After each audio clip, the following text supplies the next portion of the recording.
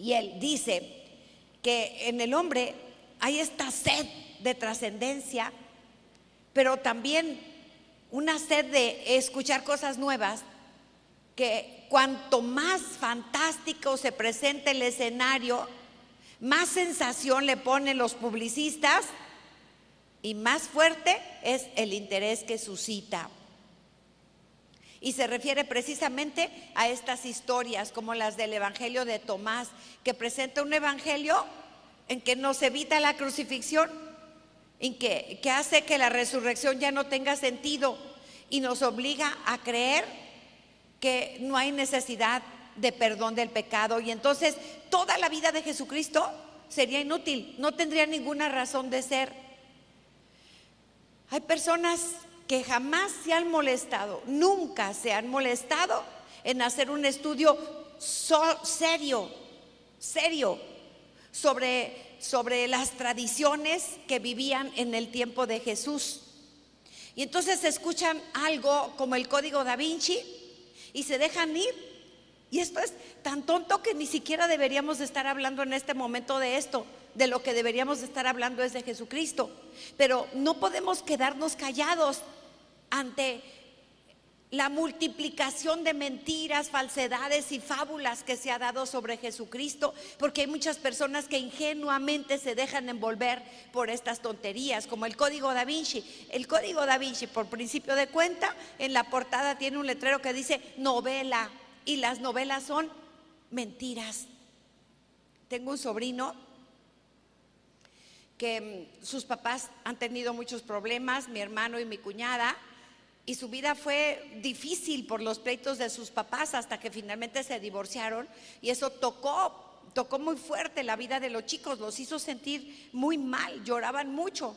Y entonces este Código Da Vinci cayó en manos de uno de mis sobrinos y lo leyó como si fuera la Biblia pura. Y después, cuando lo leyó, un día me enfrentó y me dijo: tía, ahora sí ya sé la verdad. Dije: ¿qué verdad?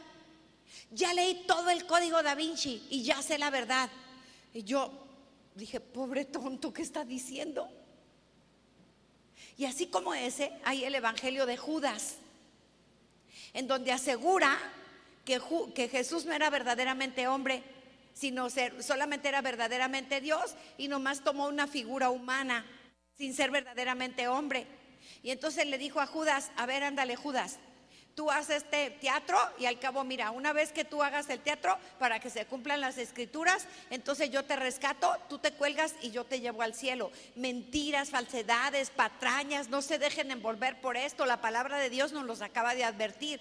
No es cierto. Mire, ellos se basan en pseudo historias, por ejemplo, en los llamados evangelios apócrifos, que son historias muy lindas que la iglesia los ha dejado para que nosotros tengamos algo, yo creo que en qué divertirnos, pero que nunca la iglesia no los toma como verídicos. Por eso no pertenecen a los evangelios, al código canónico de la Biblia, sino que están ahí. Y entonces estas personas toman alguna parte de esos evangelios apócrifos o de esos códigos, como el Evangelio de Judas, que la iglesia bien conoce desde hace muchos años, pero que ningún historiador, jamás ningún historiador serio se atrevería a tomarlo como base científica o como base histórica siquiera. Entonces lo toman y hacen un boom, hacen mucha publicidad, lo presentan como la verdad, y muchos hermanos creen. Mire, esto más o menos es comparable a que si dentro de 2000 años o 1000 años alguien quisiera hacer una historia de la época que estamos viviendo, y entonces tomara como base las telenovelas, porque están escritas. Por Dios, esto no es así. Entonces, todo este cúmulo de historias, de novelas, de pseudohistorias, que inclusive algunos canales de televisión promueven como la auténtica verdad, son falsas, no tienen ninguna base. No se deje engañar usted, porque dicen: hemos encontrado una verdadera historia. Mire, precisamente ayer, antes de venirme, llegó a mi computadora un mail y decía: urgentísimo. Lo abrí y había una relación dentro del mensaje que decía: por favor, le va a llegar un email diciendo que han encontrado el verdadero cadáver de Jesús y que hay videos y fotos de ese cadáver. No lo abra porque es un virus. Y yo dije, qué tontos estos. A mí si me llega un mail que tenga como asunto: encontramos el verdadero cadáver de Jesús y hay fotos y videos, yo ni siquiera lo volteo a ver. ¿Cómo va a haber cadáver si Jesús está vivo? ¿Cómo va a haber cadáver si Jesús resucitó? ¿Sí se da cuenta? A estos absurdos llega. ¿Y cómo voy a esperar que alguien que conoce a Jesucristo pueda abrir un mail así? Yo hasta pensé, pobres tontos, si se los mandan a los católicos, nadie lo va a abrir. ¿Usted lo abriría? ¿Sí o no? ¿Sí o no? Pues yo menos. ¿Usted, padre Freddy, lo abriría? Pues ni siquiera merece que le pongamos la palomita. Deseche eso de su computadora y ya. O sea, ni siquiera es un peligro para mi computadora porque jamás lo abriría. Entonces, estos son personas que no creen en Jesucristo. Pero ahora veamos los que no son ateos, sino indiferentes. Porque hay mucha diferencia. Un ateo busca, investiga, quiere conocer la verdad. Si no, son patrañas, no son ateos. Se ponen esa postura, se ponen esa máscara porque tienen flojera de hacer otra cosa y porque no les conviene un compromiso con Dios. Pero estos indiferentes, desde mi muy particular punto de vista, son personas peores que los ateos. Porque los ateos buscan, estos no, son comodines y no quieren ningún compromiso de ninguna especie y no tienen ningún sentido de trascendencia ni nada por el estilo. Entonces lo que quieren es solamente experimentar su comodidad. Y entonces hay un peligro muy fuerte, y el peligro es de la idolatría. Ya no son ídolos como en el tiempo de Moisés, que eran becerros de oro. Ahora ya no tiene forma de oro, tiene forma de moneda. Y Dios es para ellos dinero, trabajo, sentir, experimentar ellos mismos. Ni siquiera tienen una opinión de quién es Jesucristo, no la tienen. Estamos perdidos. Y aquí me cuestiona, me interpela, me preocupan los jóvenes.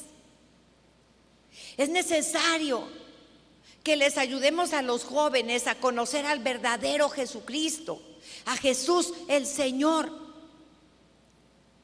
a Jesús el auténtico Jesús, el verdadero Jesús, el Señor de nuestras vidas. Es necesario esto. ¿Sabe? Se habla mucho de la traición de Judas. Se habla mucho de estas cosas de la historia, pero no percibimos nosotros que Cristo sigue siendo vendido. Ya no es vendido a los jefes del Sanedrín por 30 monedas, sino a editores, a libreros, a jóvenes ingenuos, a miles de millones de personas que pagan por ver una película, a esos jóvenes que les venden un Dios completamente distinto a través de la pornografía, de la drogadicción, de estos distintos modos de vivir la trascendencia que finalmente se queda en algo absoluta y totalmente terrenal. ¿Cuántos jóvenes, cuántos adultos perdidos porque no se tiene una verdadera y auténtica idea de quién es Jesucristo? Hace poco en mi colegio, yo trabajo en un colegio muy grande, imagínense que hay 3,000 jóvenes. A mí me toca la parte más difícil, pero la parte más bella, la secundaria. Es decir, muchachitos entre 13 y 14 años y también, empiezan en primero de secundaria como de 11 y 12 y terminan entre 13 y 14 años. Y hace poco llegó a mi oficina una muchachita totalmente perdida y me dice, estaba llorando, y la traía el coordinador de primero, yo trabajo en la subdirección del colegio, y me dice, no puedo consolar el llanto de esta niña. Una muchachita de 11 años, preciosa la chiquilla, de hecho fue el año pasado en octubre. Se sentó y le dije, ¿cómo te llamas? Y me dice, Dinora. Dije, ¿por qué lloras? Me dijo, es que mi mamá va a venir por mí. Le dije, ay, pero eso no es para llorar, alégrate. Ojalá todas las mamás se preocuparan por sus hijos o por sus hijas y vinieran por ellos. Alégrate por esto. No, es que yo no quiero estar con ella, me dijo. Yo no quiero irme con ella. Le dije, ¿pero por qué? Y entonces lloró más.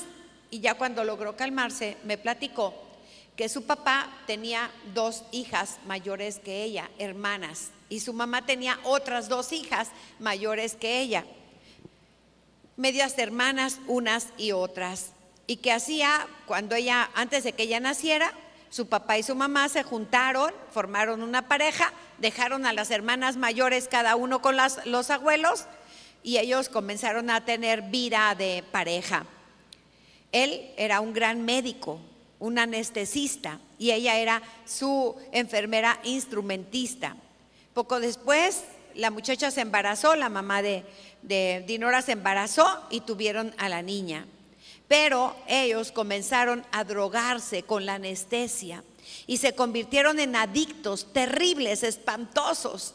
Y decía, es que mi mamá y mi papá son adictos. Dice, de cuando yo era pequeña, imagínense esto, cuando yo era pequeña, yo tenía como unos 5 o 6 años, lo que ella recordaba. Yo los veía pelearse en la sala, yo los veía hacer cosas que yo no sabía qué eran. Imagine usted lo que eran. Dice, y luego quedaban tirados como muertos, así en la sala, y a mí me daba mucho miedo. Y yo iba y buscaba tantita agua para ponerles en la cara, pero no despertaban. Y cuando yo tenía mucho miedo, ay, cómo me conmovió esto. Cuando yo tenía mucho miedo, bajaba mi cobijita y tapaba a mi mamá y me acurrucaba junto de ella ahí en la sala hasta en la mañana que ya despertábamos. Y una vez se pelearon, pero se pelearon horrible. Y recuerdo así, mire, tengo la figura de la niña aquí en mi cabeza. Dice, y se pelearon tanto, pero tanto que decía, mira, así, me decía así con su manita, así le faltó al cuchillo que mi mamá le enterró a mi papá en el pecho para que le entrara al corazón y le salió mucha sangre. ¿Y qué hiciste? Le dije, por mi culpa la llevaron a la cárcel. Le dije, ¿por qué por tu culpa? Porque le tuve que hablar a la ambulancia para que mi papá no se muriera. Y entonces llegó la ambulancia, llegaron unos policías y se llevaron a mi mamá a la cárcel. Y por mi culpa estuvo en la cárcel. Yo me pregunto, ¿era por su culpa? Pues obviamente que no. Ella salvó la vida de su padre. Y la mamá había estado en la cárcel durante 4 o 5 años, no sé cuántos o más. Y ahora ese día venía a buscarla al colegio. Por eso ella tenía miedo de irse con su mamá. Finalmente llegó el papá, se la llevó, le hablamos por teléfono, se la llevó. Todo aquel año Dinora se entregó al estudio como un escape. Era la niña más aplicada de 5 grupos que teníamos entonces en primero. Era la niña más aplicada de todos los grupos, pero no era una niña feliz, sino una niña que estudiaba como para evadirse de la realidad. Pasó el año pasado. Hoy Dinora, de 14 años, es mamá de un bebé. La semana pasada me habló y me dijo, ya no puedo, ayúdame. Este es el destino que están teniendo nuestros hijos cuando sacamos a Dios de nuestras vidas. Y esta es la pregunta, la primera pregunta que Jesús hace en ese texto que acabamos de escuchar. Pero la segunda pregunta, que es donde debemos y estamos llamados a centrar toda nuestra atención, es: ¿quién dicen ustedes que soy yo?